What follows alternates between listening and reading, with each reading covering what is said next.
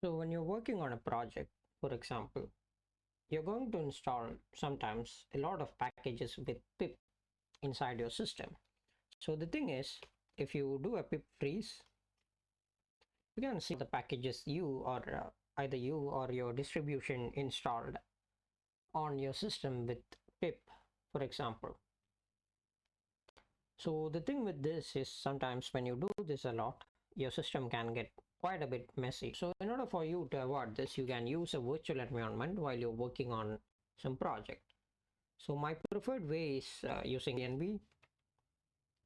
So if you want to get PIPENV, you can use pip install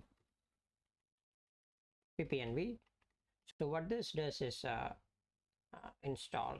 I'm sorry about that. So what this does is this is going to grab PIPENV and it's going to install that in your system. So I've already done this, so that's done. And if I need to create a virtual environment, all I need to do is I need to navigate to my project directory. So if I do a pwd, you can see I'm already inside the Python directory. So I need to do something like let's make a directory project, for example, and cd into that. So I'm inside my project directory. So if I need to have a virtual environment inside this, before that, let me show you the number of packages available in my system. So if I do a pip freeze, this is going to give me all the packages available currently that is installed globally in my system.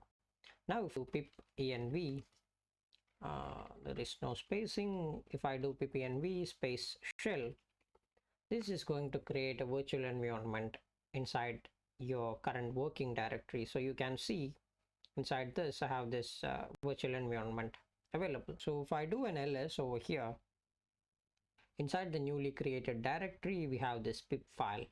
So if I open this and if I refresh this, this is the newly created project directory. If I go inside, I have this pip file which keeps tracks of all your packages and all the other stuff. So your Python version, all these things. So let me minimize this for now. And here if I need to install some package, I can do pipenv. Before that, let me show you pip freeze, for example. So inside this virtual environment, I don't have any packages installed.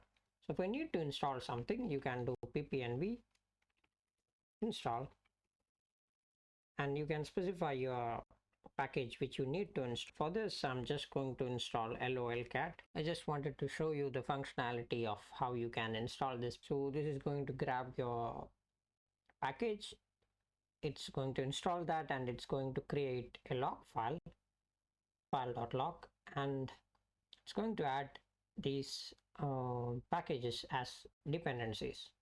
So if I look at this, if I refresh this, I can see a pip file.log. So inside this, you can see the details like have like the details regarding the current packages installed. So this is going to create a specific version and all the other details about your package. So this will handle the dependency and all the other stuff for you. Like if you have installed them, this is not going to break because this is going to have the same package version. And inside this pip file, you have this package lolcat. So this stuff represents the latest version of whichever package you have specified over there. Not install, you can uninstall something. So if I do a pip env uninstall lolcat, for example, this is going to uninstall the package. So that's how you install and uninstall packages with pipenv. So that's going to exist only inside the virtual environment which you have created. You can actually install like if you have a file like requirements.txt, you can do like pipenv install, and you can use a -r flag to read, and you can specify file name, for example. So requirements.txt, if you have something like that, you can do stuff like that. So this is going to grab everything for you. So if you need to install the development version of something, for example, if I need to install lolcat development version, I can do --dev flag. So this is going to give me the development version of lolcat. This is going to lock the development packages and their dependencies. Something else, so you can see stuff like that over here. So inside your pip file, the details will get updated. So currently you don't have anything packages, you have that development package, stuff like that. So that's how you use virtual environments in Python. So I hope this one was helpful. I hope you all have a wonderful day.